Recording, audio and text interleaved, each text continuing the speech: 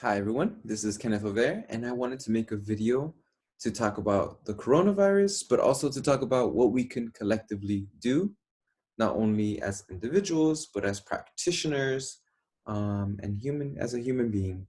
So my hope is that this video will contribute to our collective liberation, but will also help us feel safe, feel adequately prepared, in a variety of different ways. So this video will be sent to you if you know me, and if you don't know me, nice to meet you. And what qualifies me to make this video is very little. I'm not a doctor, I'm not an epidemiologist, right? There's lots of things that I'm not. What does qualify me though to speak to you is I have been a social worker for the last 10 years, which is a third of my life, just turned 30.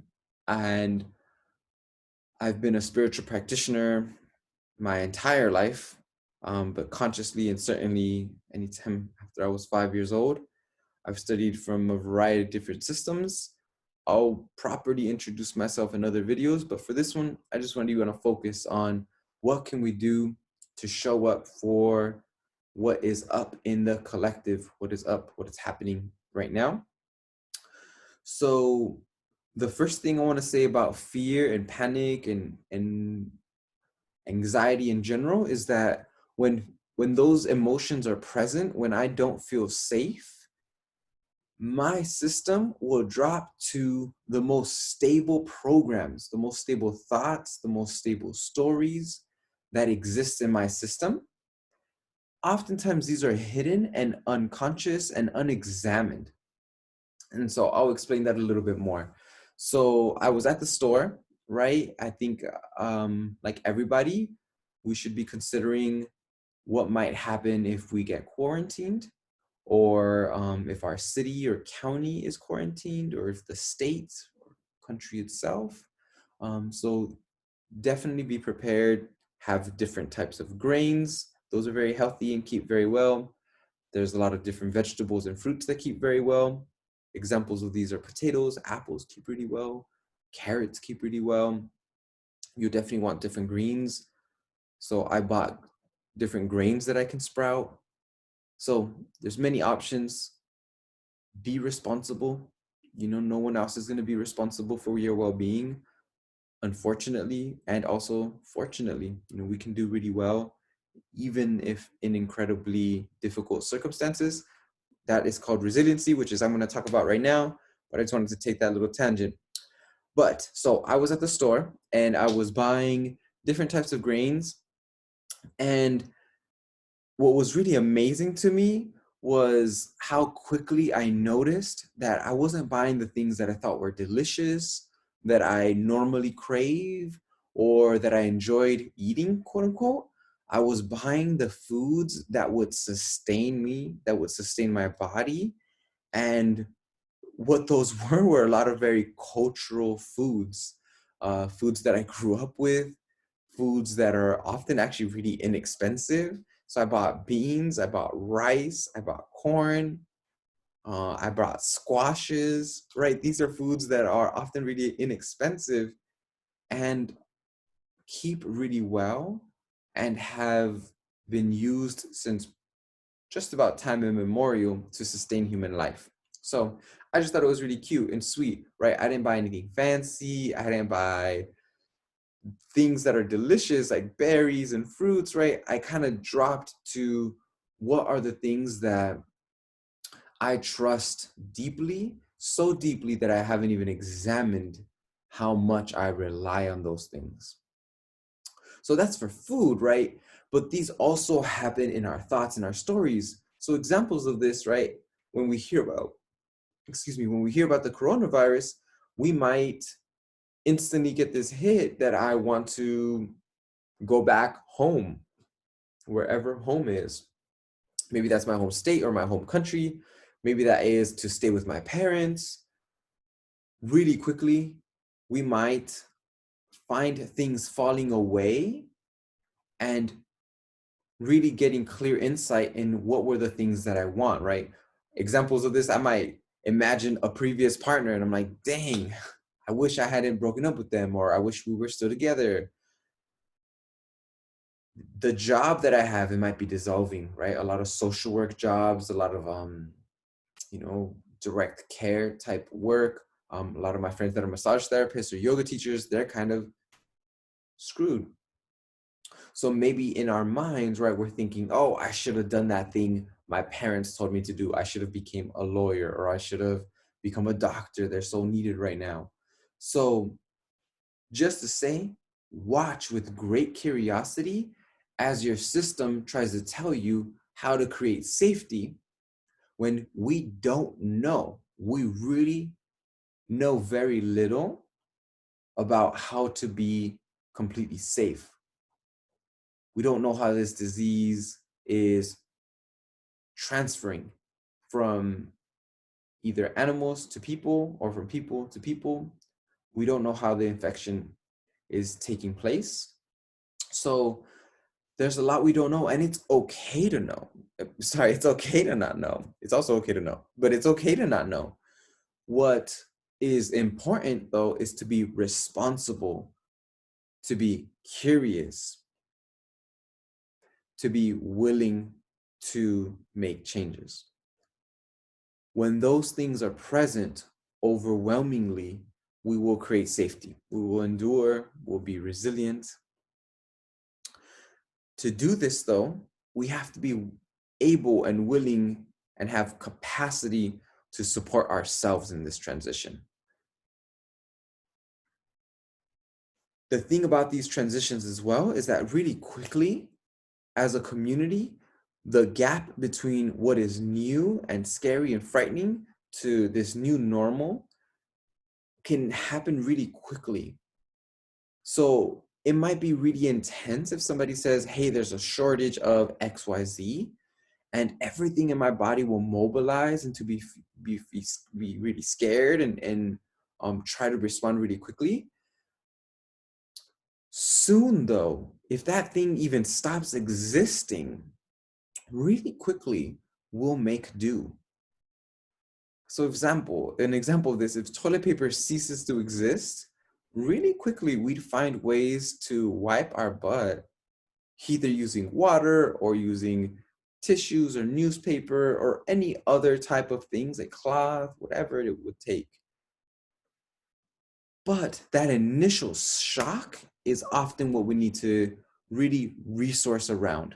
The initial shock, if our community does get asked to quarantine. I think this just happened in the Bay in 2 counties, I believe.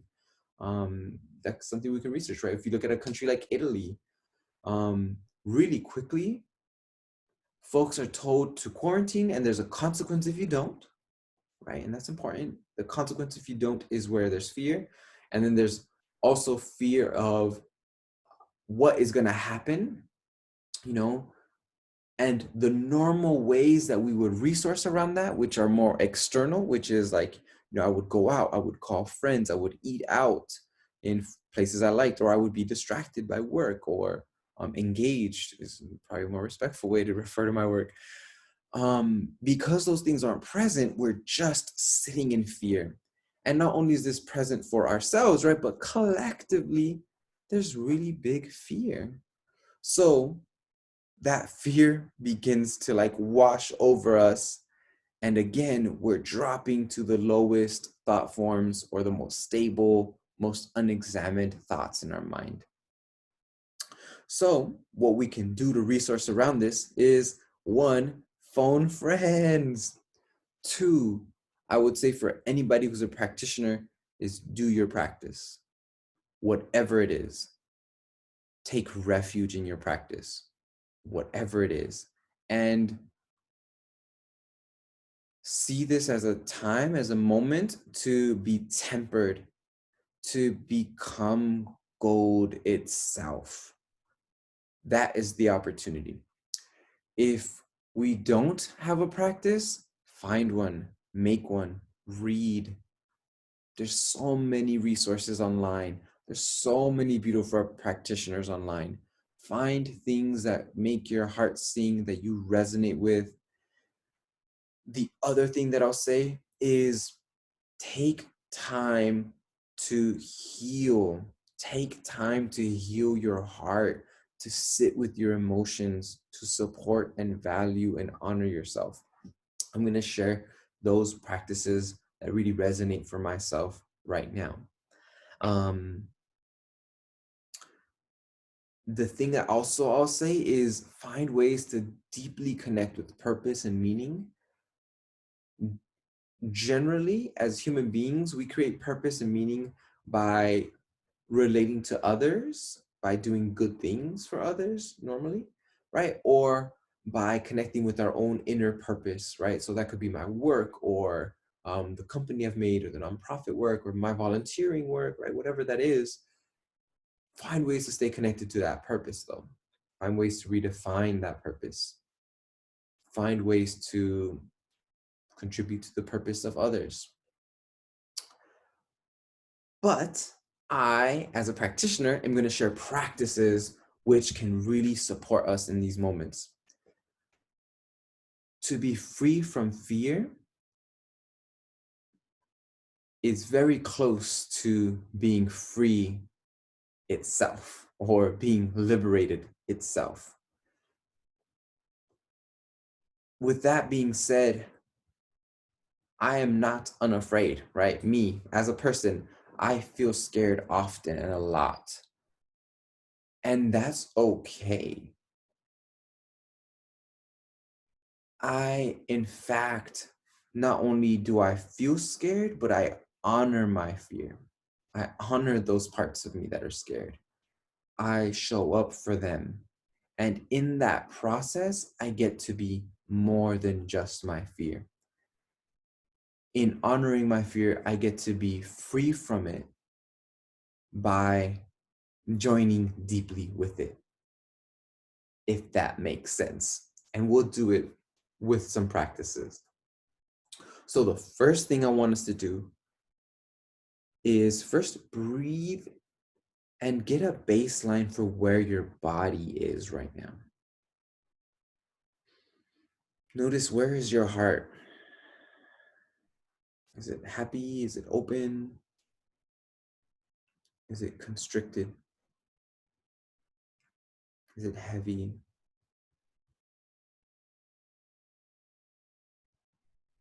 When you get that baseline, honor it. These are intense times.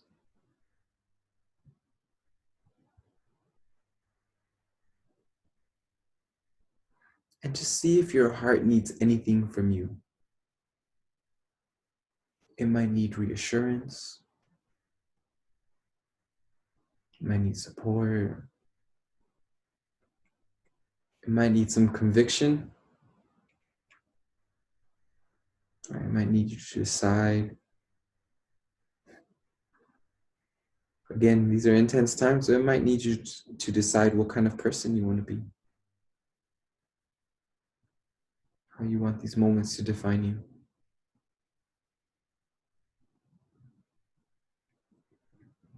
Good. Just tempered our heart a little bit there.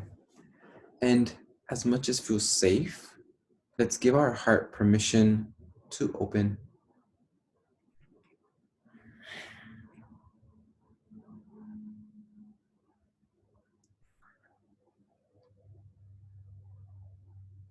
Next, let's drop to our solar plexus, which is at the place where our low ribs meet, the bottom of our sternum.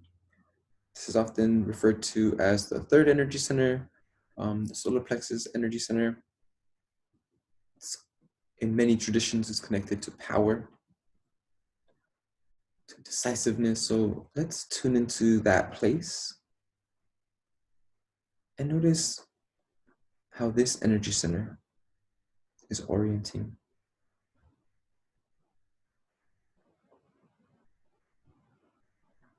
Is my solar plexus guarding? Is it constricted? Or it might be really intense. It might be really forward, ready for power struggle, ready for fighting. And once again, let's start by honoring that baseline.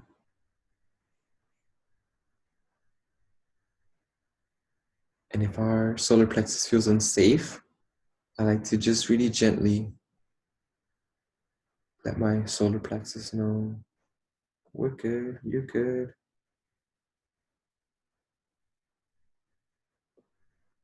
And just see what your solar plexus needs from you.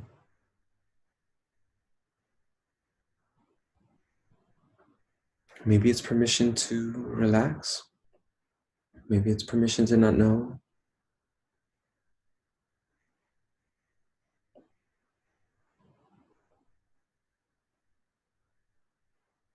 It might be permission to ask for help, permission to receive it.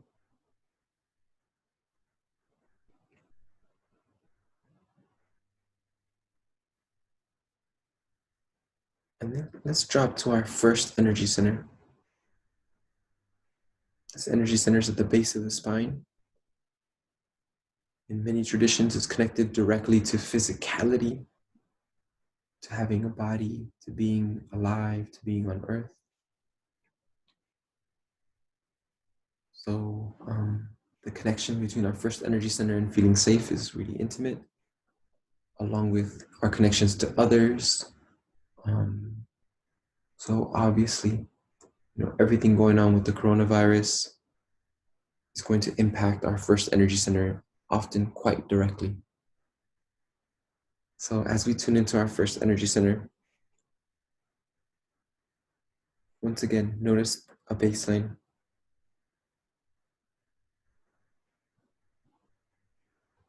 Is this first energy center constricted?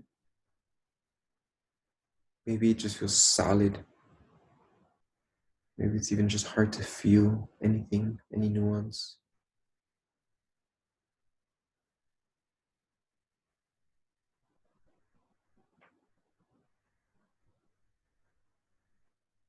And let's really honor that baseline, and let's really honor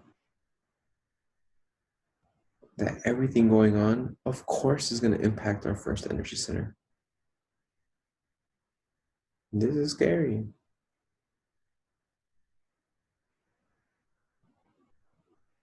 And let's give our first energy center permission to be supported by the earth.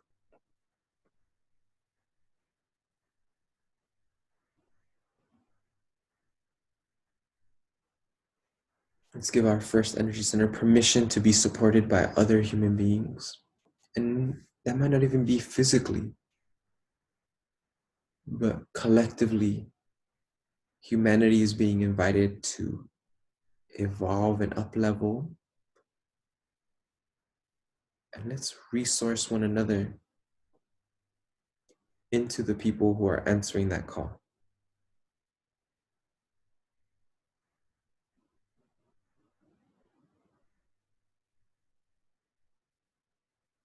Perfect. We're going to run through a few different exercises to support us in resourcing. So let's put a small fire in front of us. And let's imagine like any energies that are ready to be released, that are ready to be cleared, that are heavy, that are limiting us, they release into that fire.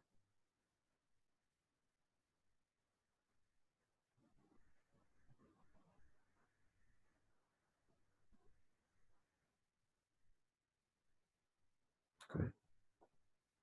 Next, we're going to clear our grounding cord and ask for a brand new grounding cord to come up from the center of the earth. Really giving our energy centers permission to be resourced, to be grounded, to be supported by this earth energy.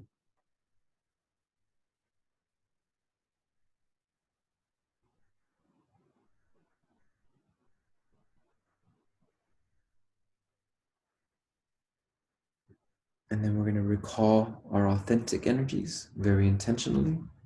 So let's imagine like we bring a sparkly little golden star, and our authentic energies are brought into that little star, and they're updated, empowered, enhanced, blessed, healed. And then they're beamed in from the bottom of our feet to the top of our head, and they fill any of the spaces where we cleared energies from.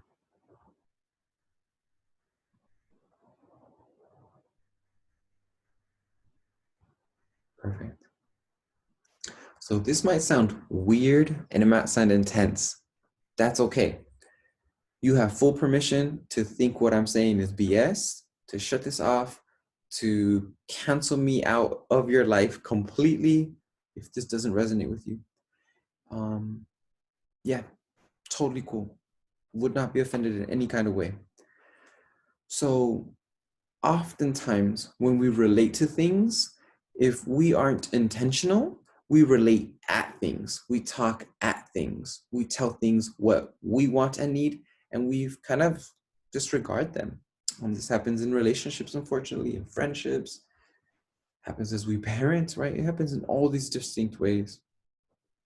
So a lot of people are coming up with all these wild ass theories about the coronavirus and where it comes from and conspiracy theories and um yeah, that's going on. And in my personal opinion, I think many of those things aren't responsible, and also folks are doing their best. Get it. My question though is, what does, instead of us talking at the coronavirus and trying to figure it out and put it in this little box, right? My question is, what does the coronavirus need from us? Specifically, what does that virus need from you? What does it need from me? My answer to that question, that was pretty cool. My answer to that question was that the coronavirus needs from me is to be responsible for my health and well-being. And I can do that very intentionally by buying lots of food that will keep well, and so I can be home and not become a vector for that disease and infection. As long as, like, not only for my own health, which I'm not super concerned about, but more so I don't infect other people or loved ones. Next, I'm being invited to consider my energetic responsibility to this moment in time. And I'll jump into that a little bit more because I think you can ask that question about what does this coronavirus need from me? But in this moment in time, I think humanity is being really invited to transform a lot of this collective pain that exists. There's collective grief that is unprocessed, it's untouched, and we're kind of wimping out. We're not doing our work collectively as human beings. We're kind of trying to brush things under the rug and push forward and have good businesses and cool vacations, and those things are falling away, and it is good. When I speak to the coronavirus, when I speak to life, I ask life to slap the bullshit off of me. That if ever I'm pretending, that may truth come and let me know I'm pretending. And I think the coronavirus is like doing that for us. I'm not saying it's okay. I'm not saying, life is precious. Life is so precious, and it's not okay that people are hurting, and it sucks so much that people are suffering and people are dying, and whew, that's heavy. I'm not saying that that's cool any kind of way. I'm not minimizing that any kind of way. What I am saying is all of the pretend shit in our lives got taken. All of the pretend relationships in our lives have fallen away. And that is good. All of the foods I ate because people told me to eat them because I thought they were healthy, gone. All of the things I was doing because I thought they made me happy, gone. And that's good. It's good. Next, what I have tuned in is that there's a lot of karma there's a lot that binds me to suffering, a lot of my own things to process and release as an individual, but as a community. And the choice to work with karma directly is available to us. It requires some practices. They're available in many different places. If you resonate with this conversation, you can hit me up. I'm going to be posting a bunch of videos on how to transform things. Really quickly though, I can say in the approach that I use for working with karma is not that karma is positive or negative. Karma is neutral. To me, it is just past action. And karma provides perpetual, continual opportunities to gain wisdom and insight, to gain compassion, to become good. So I'll post a video on how to work with karma deeply, but just to say, in this moment, we're being invited to evolve. And if you are willing, if you are committed to evolution, then we can let the universe know that. And we can ask for that evolution to be gentle. We can ask for it to be kind, to be sweet, to take it easy. And if we do that, and if we keep that promise, there's many energies that will ease up. It's only when we're unwilling that the invitation becomes a demand. But when we are willing, then things are often generous, kind, inviting. So I guess to entice you to my next video when I talk more about karma, I invite you to consider what coronavirus is asking you to release, what it's asking you to prioritize, what it's asking you to heal. Thank you. I love you. Let me know what ways I can support. Bye.